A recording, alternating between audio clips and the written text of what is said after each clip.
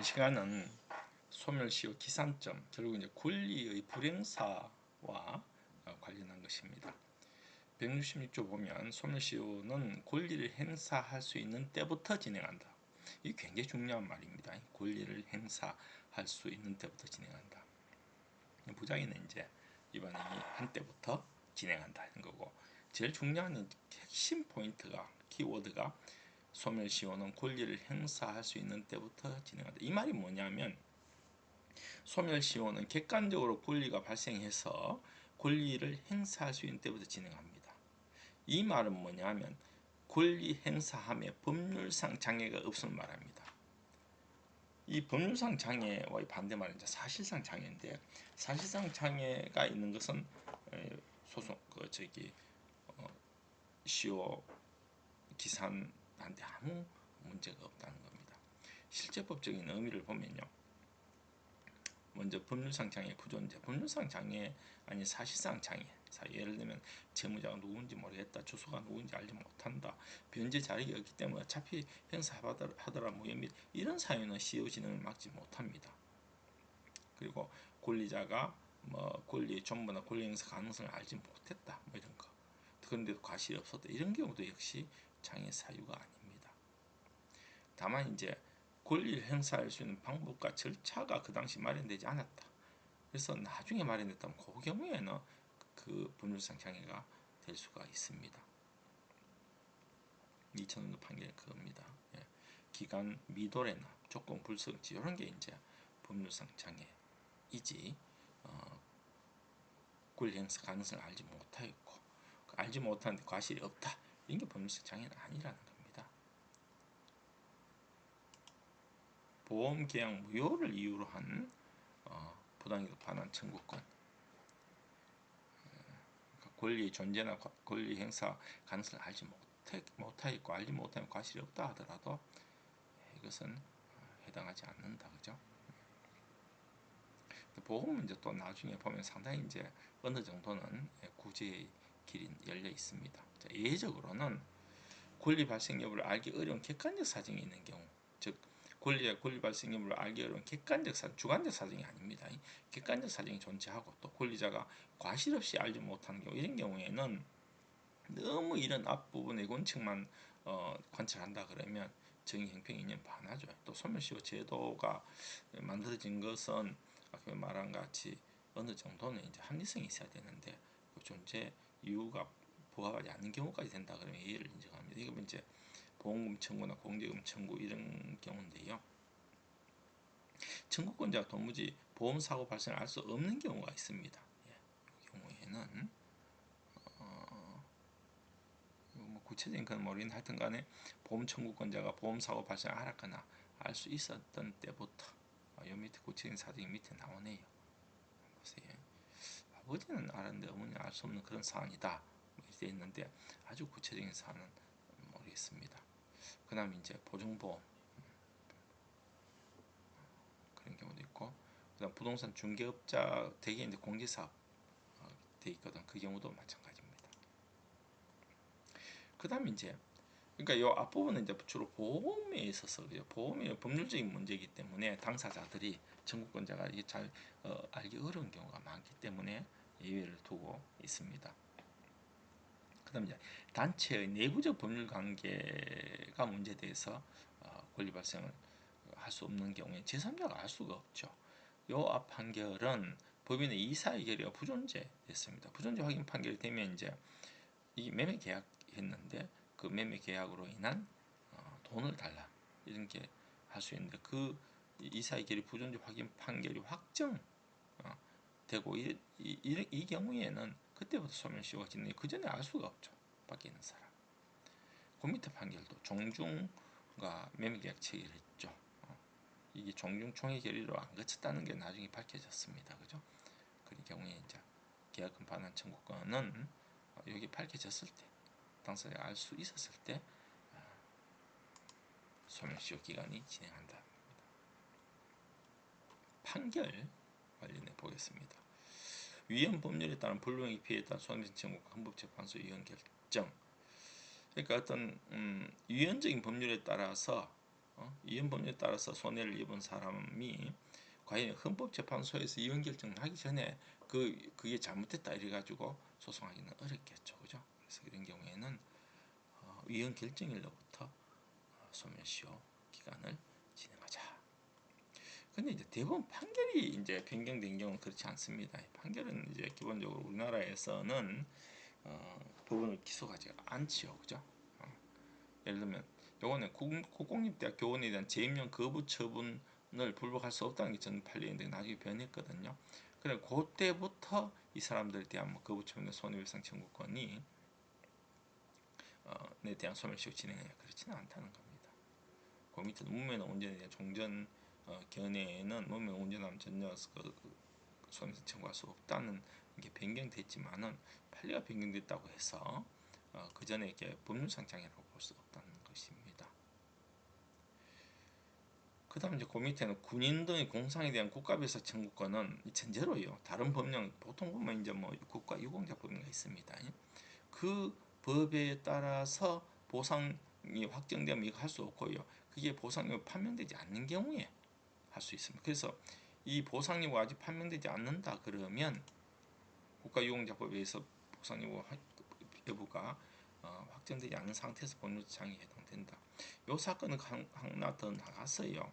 일단 그 확정되지 않는 상태의 소송을 국가배상 청구, 손해배상 청구를 제기했는데 졌습니다. 그 후에 이제 보상이 그 국가 보상이 유공자로서 안 되니까 그 다음 소송하니까 이건 기판력에 저촉된다라고 하는 기판력이 저촉 안 된다는 겁니다. 왜냐하면 그 판결 확정되고 난 뒤에 새로이 발생한 사실이기 때문에 그렇다. 그다음 변상금 부과 처분 소송에 대해서 취소 소송 진행, 변상금 부과권의 소멸시효 진행한다는 겁니다. 즉 변상금 부과 처분에 대해서 상대방이 예를 들면 그 변상금 부과 처분을 갑이라는 지자체에서 의뢰했습니다. 이거 소송 막이에요. 소송한 상태에서 그걸 부가권을 제대로 행사 못한 것입니다. 행사 못했다 하더라도 소멸시효가 진행한다는 겁니다. 변상금이란 뭐냐면 기본적으로 이게 이제 국가나 지방자치의 땅인데 이걸 함부로 이제 사용하는 경우에 돈 내라는 게 변상금입니다. 사용료하고 다르죠. 일종의 부당이득 반환 청구권이라고 할 수 있습니다. 우리 민사적으로. 그 다음 이제 소멸시효가 진행되는 유형이 보면 농지매매에 따른 등기청구권 행사 시 농지매매 증명을 얻지 못한 사실. 그 앞에 보면 이제 가등기 가처분이라는 말이 나오는데 가등기 가처분이란 일반 가처분이 아닙니다. 내가 가등기를 약정했는데 이시가 안 해주면 그러니까 그 가등기법상에 부동산 등기법상에 해가지고 가등기를 할 수 있는 것인데 이거는 그냥 일반 처분금지 가처분이 아닙니다. 그래서 소멸시효 중단 사유가 아니다. 이거 하나 아시고 근데 이제 이 본등기 청구권을 이제 행사하려고 하니까 이미 농지매매 증명을 얻지 못한 사안입니다. 그러면 이게 과연 소멸시효가 진행되느냐 안 되느냐 이런 문제가 되는데요. 판례는 그래도 소멸시효 진행된다는 겁니다. 근데 가만 생각해 보면 농지매매 증명이 없더라도 채권계약은 유효하긴 건 맞습니다. 근데 채권계약이 유효하다고 해가지고 소송에서 이길 수가 없습니다. 다시 말해서 지금 이제 농지법상 농지취득 증명은 문제가 없습니다. 이거는 이제 등기 요건에 불과하기 때문에 언제든지 소송을 할 수 있는데 그 당시 농지매매 증명은 이게 사실 변론 종결치까지 이걸 갖춰야 되거든. 안 갖추면 집니다. 지는데 이걸 꼭 소송하라고 청구하라고 할 수 없지 않겠습니까? 그죠? 저는 법률상 장애가 아닌가 하는 생각이 듭니다. 어쨌든 간에 이제 그런 판례는 있으니까 유의하시기 바랍니다. 그 다음 그 밑에 한번 보세요. 당연퇴직 사유가 발생한 경우에 퇴직급여 청구권. 이게 이제 공무원이 형성을 받아 당연퇴직할 당시에 발생 공무원연금 퇴직급여 지급청구권 소멸시효 기선을 당연퇴직 시로 이게 지방 공무원이 공직선거법 위반, 벌금 200만 원 선고 받았어요. 그럼 이게 이제 확정돼 버리면 바로 당연 퇴직되거든요. 이게 99년 1월인데 그로부터 10년 더 근무하다가 아마 정상퇴직했습니다. 원심에서는 당연퇴직 공무원 퇴직급여 청구권 적어 사실상 공무원으로 계속 근무하고 있는 동안 소멸시효 걸리지 않는다. 이랬는데 대법원은 그렇지 않다 파기했거든요. 왠지 이제 좀 가혹하다는 생각이 듭니다. 왜냐하면요, 나중에 법도 지금 요 후에 그죠? 요 후에 임용 결격 공무원 등의 퇴직금 보상 지급에 관한 특례법에 보면 이런 경우에는 퇴직금은 줘라. 퇴직금은 쉽게 말해 마지막 단계에서 보고 줘라. 이런 법까지 만들어져 있거든요. 그리고 다 이 내용 보면 상당히 이거 어떻게 보면 피고 측에서 소멸시효 항변 주장하는 게 신칙 위반한 것 같은 생각도 듭니다. 참 보세요. 어쨌든 간에 뭐 그동안 계속 근무했다 하더라도 퇴직할 때 기존으로 하니까 뭐 한 10년 정도 근무했으니까 이게 전부 다 어떻게 돼요? 결국은 소멸시효가 완성돼 버리고 아무것도 못 받게 되는 그런 상황이 되어 버렸습니다. 참 좀 가혹하다는 생각이 들어요. 자, 그다음 미지급 중간 퇴직금 채권. 중간 정산이 이렇게 이, 이 갑이요. 갑이 이때부터 쭉 근무를 하다가요. 그다음 중간에 퇴직했습니다. 그러면 또 다시 쭉 근무합니다. 이 똑같은 이제 회사에서 근무하는데 요때요. 중간 퇴직금 정산 합의가 되면 그 중간 정산부터 계산합니다. 그죠? 그다음 이제 여기 나중에 퇴직할 때 요쪽 퇴직금만 받죠. 그다음 중간 퇴직 후 재입사 후에 다시 퇴직했다. 그러면 요 퇴직금과 요 퇴직금 별개입니다. 독립한 별개의 퇴직금 채권이고 소멸시효도 각각 진행하게 되어 있습니다.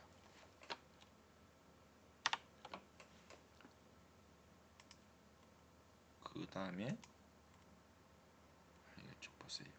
중간 정산 합의가 없었다 그러면 그죠? 그거는 당연히 이제 말까지 가야 되겠죠. 마지막까지 가서 그때 퇴직 시부터 진행하죠. 권리자 미성년자 그것은 법률상 장애 아닙니다. 다음 법정 대리인이 없는 때는 나중에 뭐 시효 정지 사유입니다. 시효 정지.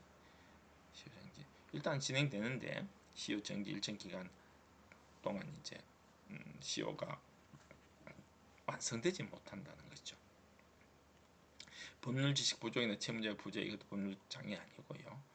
신탁후사 신탁기간 만료 법정 신탁이 존재하는 요거는 이제 신탁법을 좀 아셔야 되는데 지금 법정 신탁 제도가 없어진 거 제가 옛날에 공부를 해서 잘 모르겠는데 신탁후사 신탁기간 만료되면 이 갑자기 이걸 그 뭐라 그럴까 이 만료 이후에 이거 정산을 해야 되는데 정산이라는 결국 여러 가지 하고 난 나중에 이제 기소 권리자라고 그래요. 그 사람 돌려주게 되는데 그 사람을 위해서 잠시 신탁 관계의 어떻게 있는 것으로 그죠? 전제로 신탁 관계에 있는 것을 간주해 버립니다. 그게 법정 신탁인데 이 법정 신탁은 원래 신탁이 아니거든요.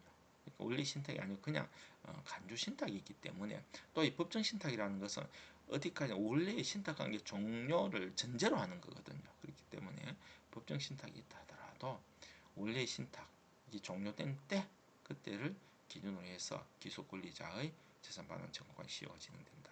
이렇게 보면 되겠습니다. 자, 어떤 경우 소멸시효 진행되지 않는 하는 게 있죠. 치료 청구권에서 치료가 확정되지 않는 경우에는 옛날에 이제 치료 청구 소멸시효가 진행되지 않는다라는 판례가 있는데 치료가 확정되기도 얼마든지 치료 청구할 수 있죠. 이 2000년도 판례 그죠. 얼마임을 전제로 해서 너가 법원이 정해달라 이러면서 하기 때문에 얼마든지 소멸시효가 진행할 수 있다고 봐야 되겠습니다. 건물에 대한 소유권 청구권의 건물의 미완성되면 소유권 청구할 수 없잖아요. 그죠? 법률상 장애 사유에 해당된다고 볼 수 있습니다. 그럼 문제는 이제 양육비 청구권입니다. 과거 양육비 청구권은 당사자의 협의나 가정법원의 심판으로 구체화되기 전에는 행사할 수 있는 권리가 아닙니다. 그래서 소멸시효가 진행되지 않습니다. 이건 좀 특이한 것이니까, 특이한 양육비 청구권 자체가 아주 특이한 것이니까 그렇다고 볼 수 있습니다. 절차적인 의미에서 소멸시효 기산일은 주요 사실입니다. 이건 나중에 취득시효는 어떻습니까? 취득시효는 이 자체가 주요 사실이 아닌 당사자가 주장에 관계없이 법원이 직권으로 조사를 합니다. 그래서 다만 소멸시효 기산일은 변론주의 적용 대상이고 당사자 주장 그날 기준으로 소멸시효를 기산해야 됩니다. 시효 기산점에 대한 증명점 시효 이익을 주장하는 자가 지고 그죠? 시효 중단일 다음 날짜로 주장했음에도 그 전날 기산을 인정하는 것은 변론주의에 위배된다. 그 다음은 소멸시 기간은 이건 법원의 직권 판단의 대상입니다. 그러니까 어떤 권리가 소멸시효에 해당된다라고 주장만 하면요, 그것이 어떤 사유로 인한 소멸시효 기간인지 그것은 법률적인 주장에 불과하기 때문에 법원이 직권으로 판단합니다. 예를 들어 상사시효라 그래도 민사로 할 수 있고 얼마든지 할 수가 있습니다. 일반 채권 소멸시효 기산점 확정 기한 몇 월 며칠 그때는 기한 도래할 때, 즉 이행 청구와 관계없이 기한 도래할 때 바로 소멸시효가 진행됩니다. 유체동산 가압류 결정은 굉장히 중요한데요. 유체동산 가압류 결정이 돼 있다고 해서 이제 가압류 자체가 시효 중단 사유잖아요, 그죠?